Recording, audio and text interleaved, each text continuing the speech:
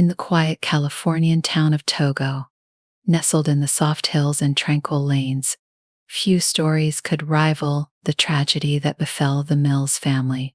A routine morning unfolded into a day that would mark an irreversible shift, not only for the family but for the whole town.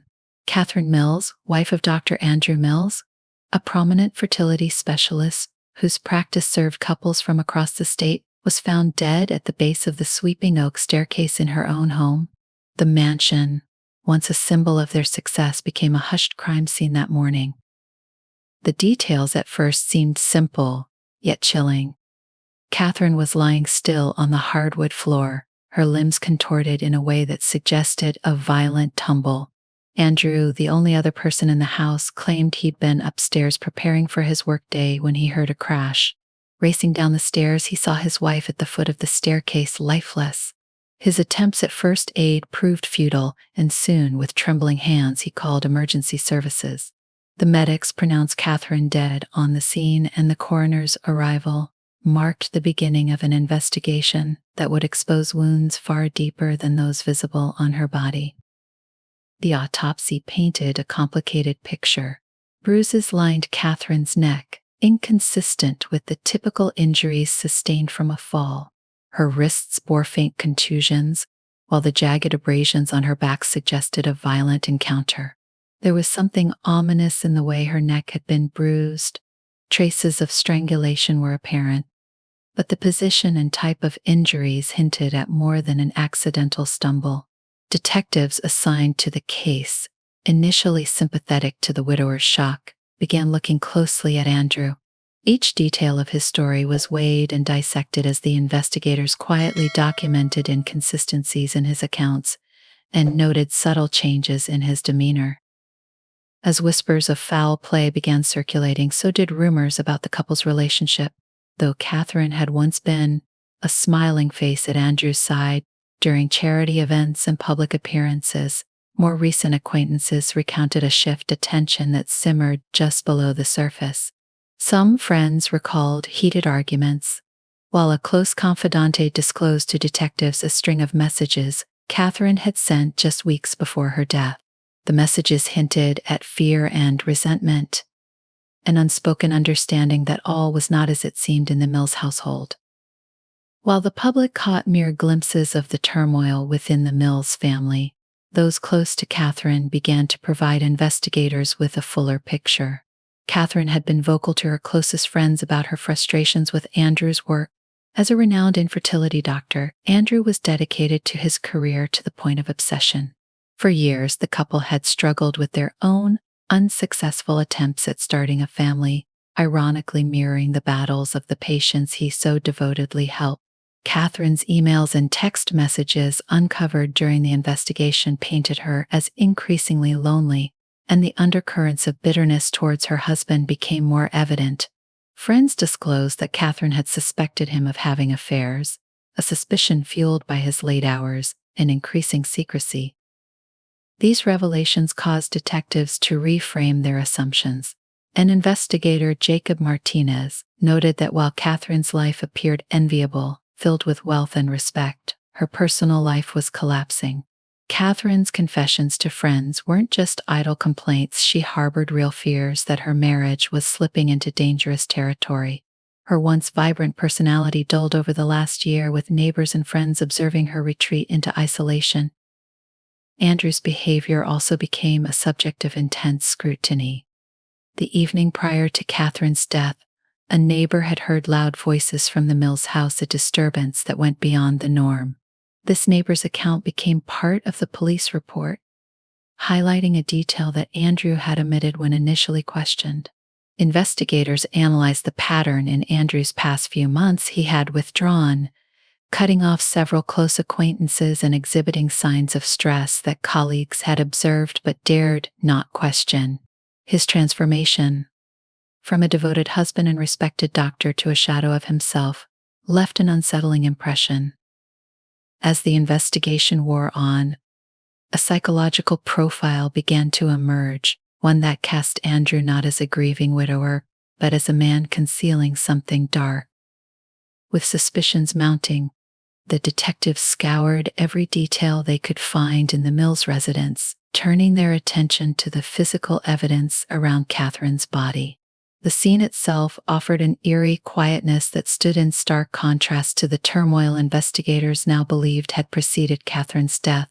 Crime scene analysts collected samples from the railing, the floors, and especially the area around her neck where found a discovery that would later become central to the prosecution's case. The autopsy report remained the pivotal piece. Medical examiner Dr. Lisa Kane, assigned to the case, was meticulous in her examination. Her findings confirmed the investigators' growing suspicions. While the injuries on Catherine's body could have theoretically been caused by a fall, they didn't align with the force expected from a simple tumble. Instead, the bruising on her neck suggested sustained pressure, as though someone had forcibly held her down. Kane noted particular ligature marks, consistent with a scarf or similar item, creating an implication that someone might have tightened something around her neck deliberately. Meanwhile, attention turned toward Andrew's finances and phone records. Investigators discovered that a substantial life insurance policy had recently been taken out in Catherine's name, listing Andrew as the sole beneficiary. The timing of the policy, less than 6 months before Catherine's death, raised additional questions. Financial records also indicated several purchases under Andrew's name that did not match his usual transactions, including one from a company specializing in security equipment. When asked about these details, Andrew insisted the purchases were innocuous, even practical, but detectives found his explanations increasingly evasive. Text messages between Catherine and her closest confidantes deepened the murkiness of Andrew's potential involvement. In these exchanges, Catherine expressed fears that someone was monitoring her movements and mentioned feeling watched even within her own home. In one chilling message just days before her death, Catherine confided to a friend, "Sometimes I feel like I'm already dead here." The messages painted a portrait of a woman fearful, isolated, and inching closer to a fatal confrontation. The discovery of Catherine's body at the base of the staircase was initially deemed a tragic accident, but the pieces now pointed towards something far more sinister. Andrew Mills was arrested on charges of second-degree murder, and the trial swiftly gained traction in the media. Journalists flocked to the courthouse, eagerly covering every detail. Reporters emphasized the irony of a fertility doctor, celebrated for bringing life into the world, now standing accused of taking it. The prosecution meticulously laid out the circumstantial evidence. Lead prosecutor Vanessa Hollis focused on Catherine's autopsy findings and the life insurance policy. She argued that Andrew had become resentful over their strained relationship and growing financial troubles, creating a motive for murder. Hollis presented a compelling case for premeditation, contending that Andrew had staged the scene to look like an accident, calculating that authorities would assume his wife had merely fallen. Throughout the trial, the defense countered by portraying Andrew as a grieving husband devastated by his wife's tragic death. Defense attorney Robert Kimball insisted that the prosecution's case rested purely on speculation and circumstantial evidence. He proposed an alternative explanation for Catherine's injuries, claiming that the couple's 2 large pet dogs may have accidentally caused her to fall. According to Kimball, Catherine's scarf had become entangled around her neck during the fall, a theory he argued could account for the bruising. Kimball used character witnesses to support his narrative of Andrew as a respectable man, arguing that he had no reason to harm his wife. Friends and colleagues of Andrew testified to his good character and work ethic, suggesting that the accusations were not consistent with his personality. Yet the jury watched as every facet of Andrew's life was scrutinized, and despite the defense's efforts, many courtroom observers felt that the inconsistencies in his story weighed against him. The trial dragged on for weeks, with each side presenting its theory. The prosecution's compelling case leaned heavily on the physical evidence and the haunting messages Catherine had left behind.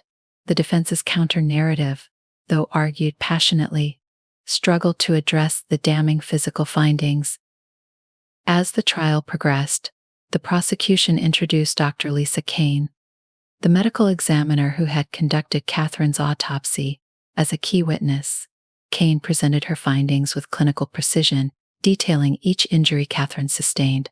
She described in stark terms the bruising on Catherine's neck and wrists, explaining how these marks were consistent with strangulation, not an accidental fall. Her testimony was a crucial moment in the trial. Her explanations emphasized the deliberate nature of the injuries and the possibility that Catherine's death was a homicide rather than a tragic accident. The defense, however, was relentless in their attempts to undermine Kane's testimony.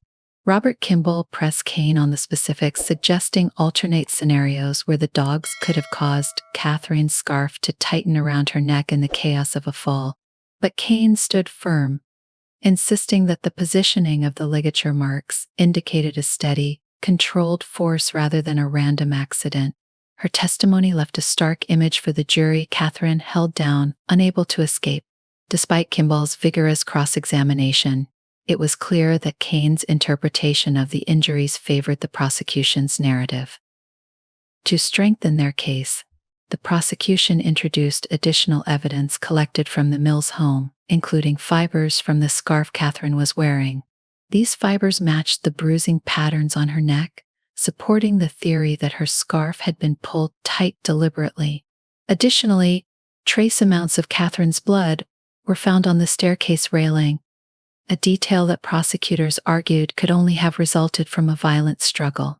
The jury listened intently as these details painted a vivid image of the moments leading to Catherine's death, an image that seemed to further implicate Andrew. Beyond the forensic evidence, the prosecution also focused on Andrew's behavior after Catherine's death, a piece of the puzzle that raised more questions than it answered. Friends and colleagues took the stand, recounting strange incidents in the weeks following her death. While some might expect a grieving spouse to show signs of distress or withdrawal, Andrew's response had been unsettlingly different. He resumed work within a week, maintaining a facade of normalcy that struck many as forced and robotic. One of Andrew's close colleagues, Dr. Elena Nguyen, testified to his bizarre composure just days after the incident. She described how Andrew barely mentioned Catherine's death, choosing instead to immerse himself in his work as if nothing had happened. She recounted one instance in which he discussed Catherine's death almost clinically, detached from the emotion of a husband mourning his wife. Prosecutors used this testimony to argue that Andrew's behavior fit the profile of a man who viewed Catherine's death as an inconvenience rather than a tragedy. Another damaging piece of testimony came from Andrew's former receptionist, Sarah Harmon. She described how, in the days leading up to Catherine's death, Andrew had been increasingly irritable, snapping at employees and often retreating to his office for hours at a time. Harmon testified that Andrew had even made an offhand comment about getting rid of problems during a particularly stressful day, a remark that now took on an ominous significance. Prosecutors seized upon these testimonies, constructing a narrative in which Andrew's frustration with his failing marriage and financial strain boiled over into a violent act. Andrew's odd behavior wasn't limited to his professional life. Neighbors testified to seeing him hosting gatherings at his home shortly after Catherine's death. Witnesses described these gatherings as celebratory, with Andrew hosting guests in a manner that seemed wildly inappropriate given his recent loss. One neighbor, a retired teacher named Linda Gates, described how she had seen Andrew laughing with guests, sharing drinks, and giving tours of the very home where his wife had died under mysterious circumstances. As the trial continued, the prosecution shifted its focus to a potential motive rooted in finances. Andrew and Catherine's marriage had appeared affluent and successful, but a closer examination of their financial records revealed a different story. The couple's seemingly lavish lifestyle was underpinned by a mounting pile of debt. Over the years, the fertility clinic had begun to struggle. Competition from larger, modernized clinics had significantly cut into their revenue, and Catherine's own spending habits only added to the strain. Financial records, presented by forensic accountant Amanda Liu, highlighted that the Mills mortgage was months behind and that credit lines were maxed out, facts that Andrew had concealed from Catherine. The most striking revelation was the recent life insurance policy Andrew had taken out on Catherine. The $1.5 million policy, issued only 6 months before her death, had a double indemnity clause, meaning it would pay twice that amount in the event of an accidental death. Prosecutors argued that Andrew viewed this policy as a potential financial escape, a way to pay off debts and start fresh. To them, the timing of the policy was no coincidence. They posited that Andrew had orchestrated Catherine's death to collect the payout and free himself from his financial troubles. Further testimony revealed the strained dynamic the insurance policy had created between Andrew and Catherine. Catherine's best friend, Michelle Rauter, took the stand and recounted a conversation in which Catherine had expressed discomfort about the insurance policy, confiding that she felt uneasy with the amount and its timing. Michelle testified that Catherine had told her, "Andrew seemed almost relieved once we signed it," a comment that now held ominous implications. The jury began to see the case as more than a tragic accident. It started to look like a premeditated plan, calculated down to the financial details. The defense, however, countered by attempting to explain away the policy as a routine precaution for a high-earning family. Andrew's attorney argued that the mounting debt was something the couple had planned to address, and that there was no concrete evidence tying the policy to malicious intent. However, the prosecution's case continued to strengthen, building a picture of a man who saw no other way out of his deteriorating life than to remove his wife from it. The case finally reached the point of deliberation, and tension filled the courtroom as both sides presented their closing arguments. Prosecutor Vanessa Hollis delivered a meticulously crafted statement, summarizing each piece of evidence that pointed to Andrew's guilt. She laid out the inconsistencies in his story, the disturbing messages from Catherine, the peculiar timing of the life insurance policy, and the strange behavior Andrew displayed after Catherine's death. Hollis appealed to the jury's sense of justice, reminding them of Catherine's last days filled with fear and isolation, urging them to bring closure to her untimely death. In contrast, defense attorney Robert Kimball closed with a plea for reasonable doubt. He argued that the evidence was circumstantial, painting Andrew as an imperfect but grieving husband caught in the web of tragedy. Kimball reminded the jury of the lack of direct evidence linking Andrew to a deliberate, casting doubt on whether Catherine's death was anything more than a tragic accident. He emphasized that Andrew's behavior, no matter how peculiar, did not equate to murder. According to Kimball, the evidence suggested a horrific misfortune, one in which Andrew himself had suffered immense loss. After days of testimony and emotional accounts, the jury withdrew to deliberate. The town of Togo held its breath, with residents polarized by the case that had captivated the community. Some believed Andrew to be a cold, calculating man whose interest in Catherine had dwindled the moment she became a liability. Others saw him as a tragic figure, vilified by circumstance and misunderstood by the public. Days stretched on, with jurors painstakingly reviewing each piece of evidence.